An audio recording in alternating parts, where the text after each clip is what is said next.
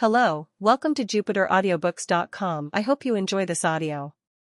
Remember that you can find this and many other complete novels visiting our official website, JupiterAudiobooks.com. Get comfortable and enjoy the narration. Synopsis: The boy's strongest first love, a witch who rules over the world with her body and strength. Kuozaki Saika. The most powerful witch who has been saving the world from destruction every 3xx hours, and the director of the magician's school. I entrust you, my world. And then the first girl the boy ever loved died, entrusting her body and power to Kuga Mushiki. He had never killed anyone before, nor had he ever collected pictures of dead bodies. If anything, he was just as averse to such sights as anyone else. But now he found himself unable to look away from the scene in front of him. The girl was lying on her back, covered in blood. She must have been around 16 or 17 years old. Her face still showed traces of a lingering innocence and gave a glimpse of a certain allure on the verge of coming into flower. In the glow of the streetlights, her long hair shimmered in a hue that wasn't tea gold or silver. Her eyes were tightly closed, so Mushiki couldn't discern the color of her irises, but her expression only served to reinforce her well-defined nose and lips, emphasizing her somewhat inhuman beauty, almost as though he was staring at a porcelain doll. Finally, as if to apply color to that beguiling figure, blood was smeared on her chest like a bright red rose, even now still slowly expanding across the fabric of her dress. It was horrible. Cruel. Brutal. But most of all, it was dizzyingly beautiful. Ah yes. There could be no doubt about it. For the first time in his life, Mushiki felt something he had never experienced before. He had fallen in love with this girl. Why you? After a long, drawn-out pause, a weak and ephemeral voice, almost extinguished, brought him back to his senses. It was the girl, lying fallen on the ground, who had called out to him with labored breath. She was still alive. Mushiki suddenly felt ashamed at having jumped to the wrong conclusion. Though, more importantly, he was relieved to see she was still conscious. "Are you okay? What happened to you?" he cried out in a tremulous voice as he knelt by her side.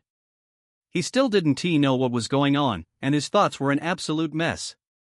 All the same, due to his sense of duty to save her, he managed to maintain his composure, albeit just barely.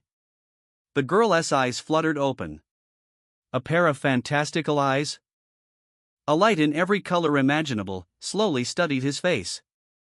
Ha. I see. So this is. Ah. I am glad it was you, here at the end. What? Mushiki failed to understand the meaning behind the girl's words, and confusion was plain on his face. Maybe the loss of blood was making her delirious. That wouldn't be at all unsurprising. She needed medical attention as soon as possible.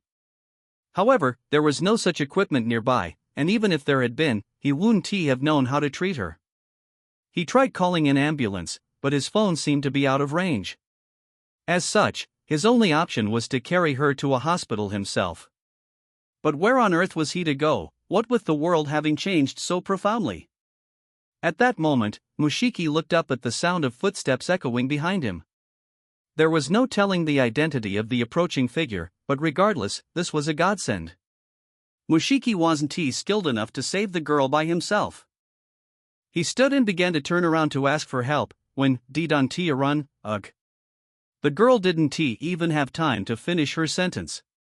Mushiki let out a stunned gasp as a fiery pain tore through his chest. He looked down, only to see a red blossom of blood almost identical to the girl's own wound unfurling its petals across his torso. Only then did he comprehend. Whoever had appeared behind him had just impaled him through the chest. Ugh. Ah. By the time he had fully processed what had happened, his body was no longer responding to his thoughts. His vision was going dark, and the strength left his limbs. The pain was so intense that he could hardly breathe. Unable to remain standing, he collapsed to the ground by the girl's side. The footsteps fading into the distance told him that their attacker was slowly departing. Mushiki was in no state to pursue or even to confirm the identity of their assailant. As he heaved a cough, blood spewed from his throat, trickling down his cheek to the ground. His awareness, overcome by agonizing pain, was gradually fading. His sense of touch weakening, that of taste disappearing, of smell dulling, while his vision slowly blurred. In the midst of those vague sensations, there was something that broke through, faint though it was. The girl by his side crawled over to him with her last ounces of strength and fell sprawled over his limp body. "I am sorry. I didn't mean to drag you into this.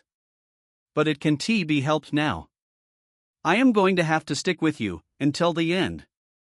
The girl placed her hand on Mushiki's cheek and pressed her lips against his. Their blood mixed together. A first kiss that left a horrid aftertaste, the metallic tang of blood. Nonetheless, Mushiki, his senses leaving him, was unable to respond. He was already on the verge of blacking out. With his last remaining strength, he heard the girl whisper something close to his ear. "I am entrusting you with my world." Chapter 1, Coalescence NGH. Ugh. Mushiki awoke to find himself lying in a luxurious canopied bed. After blinking a few times, he cast his gaze around the room. It was large, the walls covered with antique shelves and closets. Beside his pillow was a stylish little lamp. A plush carpet covered the floor, shining magnificently with the light glimmering in through the gaps between the drawn curtains.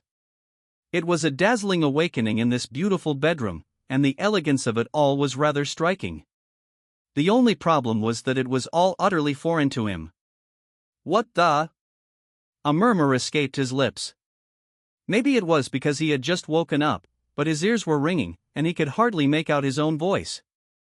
Baffled, he tried to recall his memories to figure out what might have brought him here. His name was Mushiki Kuga. He was 17 years old, a high school student, and lived in the city of Ojo in Tokyo. He remembered that much. His last memory before falling asleep.